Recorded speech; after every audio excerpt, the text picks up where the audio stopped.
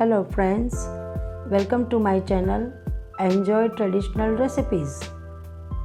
આજે આપણે બનાવીશું હલવાઈની દુકાન જેવો દાણેદાર દૂધીનો હલવો. આ હલવો આપણે માવાનો ઉપયોગ વગર બનાવીશું.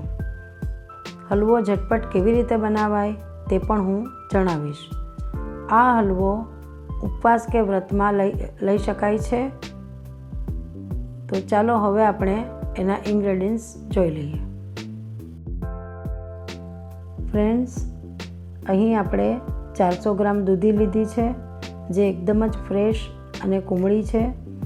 ત્યારબાદ 2 નંગ એલચી લીધી છે, બદામ પિસ્તાની કતરણ લીધી છે, કાજુના ટુકડા લીધા છે, સાકર લીધી છે, ફ્રેશ મલાઈ લીધી છે અને એક નાનો પાઉચ આપણે મિલ્ક પાવડર લીધો છે અને દૂધ લીધું છે, જે આપણે જરૂરિયાત મુજબ વાપરીશું. તો ચાલો હવે આપણે રેસીપી શરૂ કરીએ.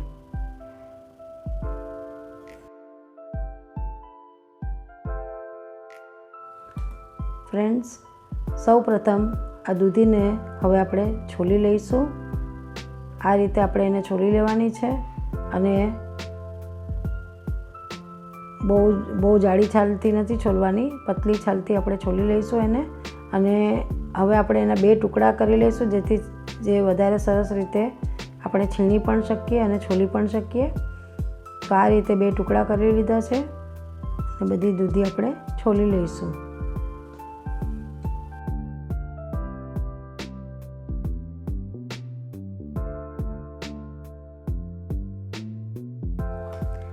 ફ્રેન્ડ્સ, જુઓ, અહીં મેં દૂધીને સરસ રીતે છીણી લીધી છે. અને દૂધીને આપણે ઉપયોગમાં લેતા પહેલાં એક નાનો ટુકડો લઈને ચાખી લેવી કે દૂધી કડવી તો નથી ને. અહીં મેં દૂધીને ચાખી લીધી છે અને છીણી પણ લીધી છે અને આપણી દૂધી છીણીને તૈયાર છે. ફ્રેન્ડ્સ, તો ચાલો હવે આપણે આપણી રેસીપી શરૂ કરીએ છીએ. એક ગેસ પર મેં એક પેન મૂકી દીધું છે અને એમાં આપણે આ અડધી ચમચી ઘી પહેલાં ઉમેરીશું અને ત્યારબાદ એમાં આપણે ડ્રાયફ્રૂટ્સ આપણે સાતળી લઈશું. હવે આ ઘી ગરમ થાય એટલે આપણે એમાં ડ્રાયફ્રૂટ્સ એડ કરીશું. ફ્રેન્ડ્સ, જુઓ, હવે આપણું ઘી ગરમ થઈ ગયું છે અને અહીં હું બદામ પિસ્તાની કતરણ એડ કરી રહી છું, કાજુના ટુકડા પણ એડ કરી રહી છું અને આને લગભગ 2 થી 3 મિનિટ સુધી હલકા ગુલાબી રંગના થાય ત્યાં સુધી સાતળવાના છે. એને થોડા ક્રિસ્પી થવા દેવાના છે. આ રીતે સતત હલાવતા રહેવું, જેથી બંધ થઈ જાય નહીં.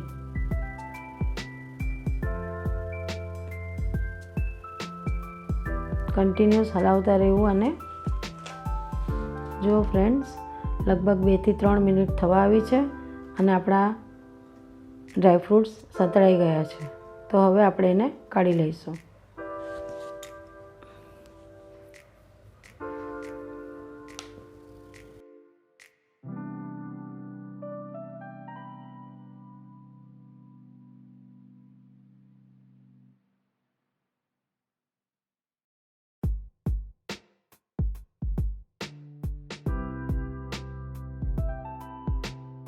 લગભગ 2 ચમચી જેટલું ઘી ઉમેરીશું પેનમાં અને ત્યારબાદ તેમાં દૂધીની છીણ આપણે ઉમેરી દઈશું. દૂધીની છીણને લગભગ 2 થી 3 મિનિટ સાતળી લેવાની છે. જો આપણું ઘી ગરમ થઈ ગયું છે, તો હવે આપણે આ તબક્કે છીણ ઉમેરી લઈશું.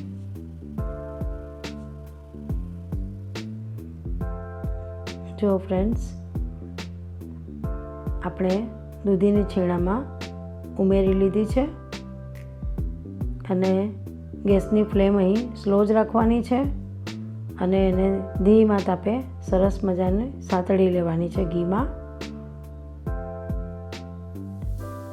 સાધારણ જ સાતળવાની છે, બહુ એને ડાર્ક કલર ના થઈ જાય એનું ધ્યાન રાખવાનું છે. દૂધી અહીં આપણે એકદમ ફ્રેશ અને બી વગરની કુમળી જ લેવાની છે અને દૂધી અહીં એક ટીપ શેર કરું છું કે જો દૂધી ખમણીને તરત જ આપણે ઉપયોગમાં લઈ લેવી, નહીં તો દૂધી કાળી પડી જાય છે. તો જ્યારે આપણે બધું તૈયારી થઈ ગઈ હોય ત્યારે જ આપણે દૂધીને છીણવી, જેથી દૂધી કાળી ન પડી જાય અને એનો નેચરલ કલર જળવાઈ રહેશે. જો આ રીતે સરસ મજાની એને સાંતળી લઈશું આપણે. જો ફ્રેન્ડ્સ, આપણી દૂધી સતળાઈ ગઈ છે.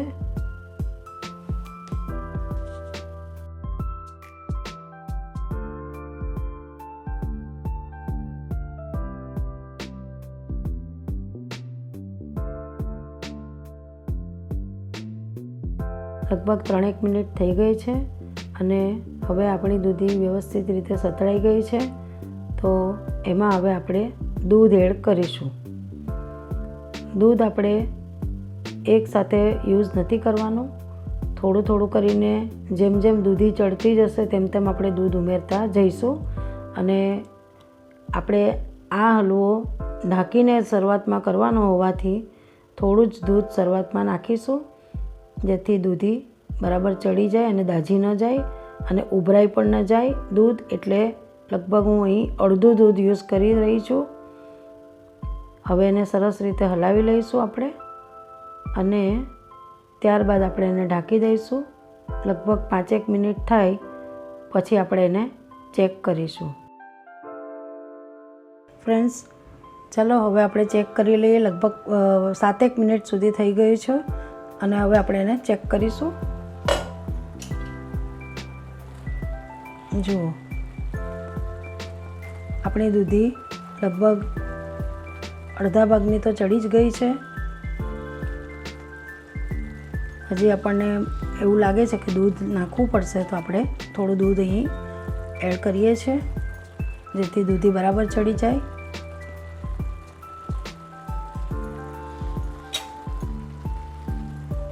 અહીં હું થોડું દૂધ એડ કરી રહી છું અને ફરીથી આપણે એને હલાવીને ઢાંકી દઈશું, જેથી દૂધી આપણી બરાબર ચડી જાય. લગભગ 5 મિનિટ માટે ફરીથી આપણે ઢાંકણ બંધ કરી દઈશું અને એને ચડવા દઈશું.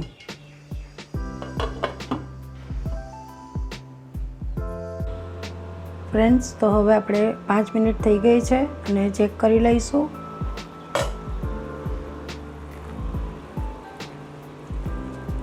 ટેક્સચર બદલાઈ ગયું છે અને આપણી દૂધી લગભગ ચડી જ ગઈ છે.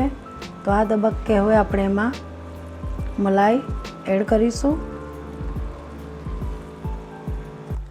ફ્રેન્ડ્સ, હવે આપણે એમાં મલાઈ એડ કરીશું. લગભગ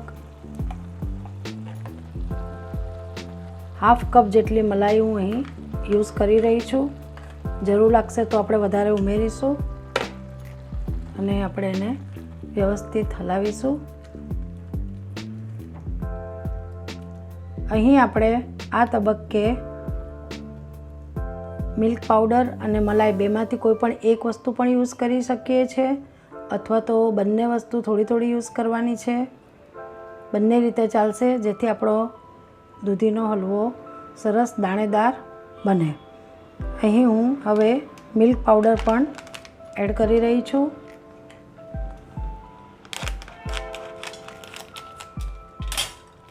જેથી આપણે માવો નાખવાની જરૂર ના પડે. આ રીતે મિલ્ક પાવડર નાખવાથી ખૂબ જ સરસ ટેક્સચર મળે છે આપણને અને દાણેદાર બને છે આપણો હલવો.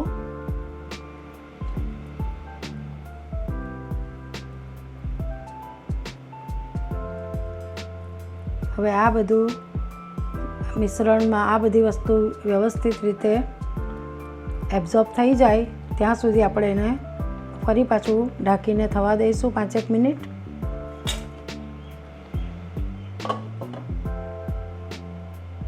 ફ્રેન્ડ્સ, ચાલો હવે આપણે ચેક કરી લઈએ. 5 મિનિટ થઈ ગઈ છે, તો હવે આપણે મિશ્રણને ચેક કરી લઈશું. થોડું ડ્રાય થઈ ગયું છે મિશ્રણ. હવે આ તબક્કે આપણે એમાં ખાંડ ભેળવી દઈશું. ખાંડ આપણે જે પ્રમાણે તમે ગળ્યું ખાતા હોય એ પ્રમાણે યુઝ કરવાની છે. અહીં હું લગભગ 3 ચમચી યુઝ કરી રહી છું, કારણ કે આપણે મિલ્ક પાવડર એડ કર્યો છે જેમાં ખાંડનું પ્રમાણ હોય જ છે. તો હું અહીં લગભગ 4 ચમચી જેટલી ખાંડ યુઝ કરી રહી છું. હવે આપણે એમાં એલચી નાખી દઈશું. એલચી અહીં મેં પાવડર નથી કર્યો, આખી જ નાખી દઈ છું જેથી એનું સોડમ ખૂબ જ સરસ આવે. હવે આપણે એને હલાવી દઈશું.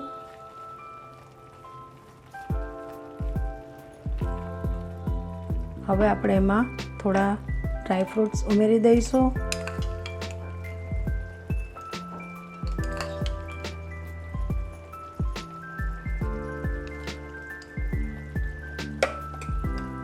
અને ગેસની ફ્લેમ ફાસ્ટ કરી દઈશું આ તબક્કે, જેથી દૂધનો અને મલાઈનો જે કંઈ પાણીનો ભાગ હોય આમાં એ બળી જાય.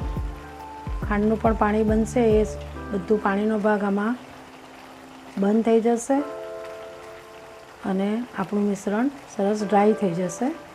તો આ રીતે આપણે ગેસની ફ્લેમ 2 થી 3 મિનિટ માટે ફાસ્ટ કરી દેવાની છે અને સતત હલાવીને એને તૈયાર કરીશું. આ રીતે ફ્રેન્ડ્સ, આપણો હલવો હવે લગભગ તૈયાર થઈ ચૂક્યો છે. આ રીતે મિશ્રણ એકદમ ડ્રાય થઈ ગયું છે, પાણીનો ભાગ બધો બળી ગયો છે અને ખૂબ જ સરસ એવી માવાની કણીઓ દેખાઈ રહી છે. આ મિલ્ક પાવડર અને મલાઈના લીધે આ રીતે માવાદાર બને છે. આ જુઓ કેવી સરસ દેખાઈ રહ્યો છે હલવો આપણો અને દાણેદાર બન્યો છે. હવે આ તબક્કે આપણે એમાં 1 ચમચી ઘી એડ કરીશું, જેથી એની ફિનિશિંગ સરસ આવે. આ રીતે ફક્ત 1 ચમચી આપણે ઘી ઉમેરીશું આમાં, જેથી સરસ એનું ફિનિશિંગ આવે અને ટેક્સચર પણ એનું સરસ બદલાઈ જાય. આ રીતે હવે આપણો હલવો તૈયાર થઈ ગયો છે. ફ્રેન્ડ્સ, આ રીતે હવે આપણો હલવો બનીને તૈયાર છે. ફ્રેન્ડ્સ, ચાલો હવે આપણે હલવાને સર્વિંગ પ્લેટમાં લઈ લઈશું. આ રીતે ખૂબ જ સુંદર દેખાઈ રહ્યો છે, જોઈને જ ખાવાનું મન થઈ જાય છે. એવો સરસ આપણો હલવો બન્યો છે. આ હલવો ખૂબ જ પૌષ્ટિક પણ છે અને સ્વાદિષ્ટ પણ છે.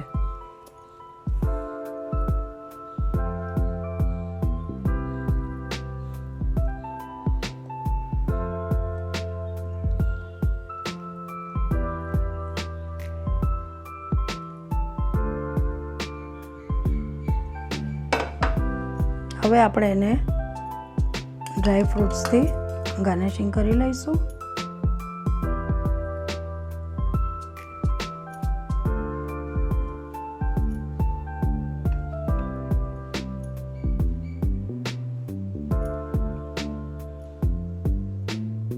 ફ્રેન્ડ્સ, જુઓ આપણો હલવો એકદમ રેડી થઈ ગયો છે. ગરમા ગરમ હલવો તૈયાર છે. આને 2 થી 3 દિવસ સુધી ફ્રીજમાં તમે સ્ટોર કરી શકો છો. આ ખૂબ જ પૌષ્ટિક છે અને ટેસ્ટી પણ છે. નાના મોટા સૌને મોજ પડી જાય એવો આ હલવો બન્યો છે. તો મારી આ રેસીપી તમને કેવી લાગી તે કોમેન્ટ કરીને જરૂરથી જણાવશો. ફ્રેન્ડ્સ, મારા વિડીયોને લાઈક અને શેર કરજો ને ચેનલને સબસ્ક્રાઈબ કરવાનું ભૂલશો નહીં. Okay, bye, thank you.